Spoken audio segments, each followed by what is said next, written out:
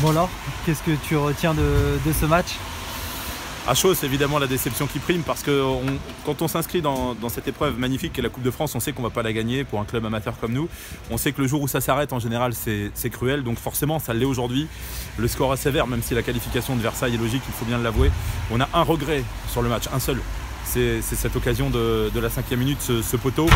On ne sait pas si ça nous aurait permis de le gagner, on l'aurait peut-être perdu quand même, ça, hélas on ne le saura jamais.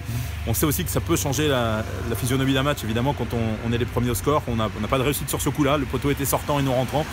C'est comme ça, derrière effectivement il y avait du monde à Pierreconte, ça fait longtemps qu'on n'avait pas eu 1300 supporters comme ça pour soutenir l'équipe, donc on doit aussi s'appuyer là-dessus et on doit surtout ne pas oublier ce qu'ont fait les garçons pour en arriver là. C'est un parcours extrêmement compliqué parce que jouer 4 N3 de suite, atteindre un 8e tour sans même jouer un club pro, il n'y en a pas beaucoup. On a beaucoup de nos amis normands qui ont joué une Nationale 1, voire une Ligue 2. On aurait préféré évidemment, on savait que c'était le tirage sûrement le plus compliqué parce que Versailles ne nous a pas pris à la légère. On l'a vu sur cette rencontre-là, mais encore une fois, il y a aussi de la fierté de ce qu'ont fait les joueurs pour en arriver ici. Je leur avais dit avant le match que quoi qu'il arrive, on n'oubliera pas ce qu'on avait vécu sur cette édition de la Coupe de France. Donc voilà, déçu que ça s'arrête, mais déjà envie de recommencer une épopée l'année prochaine. Un mot sur la ferveur du public et du COP. Au moins le 12e homme a fait son travail. Mais la Coupe de France, c'est aussi ça, ça permet de créer une ferveur, de fédérer.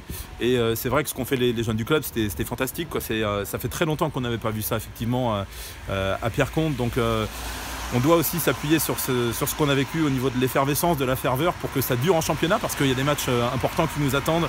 Saint-Lô, ici à domicile la semaine prochaine, puis le déplacement à Passy-Fureur. Donc on aura encore une fois besoin de nos supporters.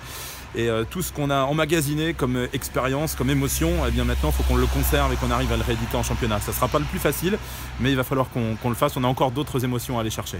D'accord. L'année prochaine, du coup, même objectif en Coupe de France, aller encore plus loin. Ça peut être un objectif de début de saison? Je pense que dirigeants comme joueurs, quand on a vécu ce qu'on a connu cette année, quand ça s'arrête, vous avez juste une envie, c'est de recommencer. Alors on sait qu'on ne va pas pouvoir recommencer là dans 15 jours, il faudra attendre le mois d'août-septembre l'année prochaine. Mais oui, effectivement, ça donne des idées. C'est cruel de s'arrêter à un match d'un 32e de finale, d'une potentielle équipe de Ligue 1 ici à Pierreconte.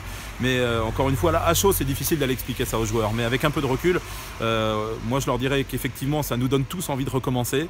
On va se concentrer sur le championnat, mais avec déjà l'envie de recommencer une épopée en Coupe de France l'année prochaine, ça c'est évident.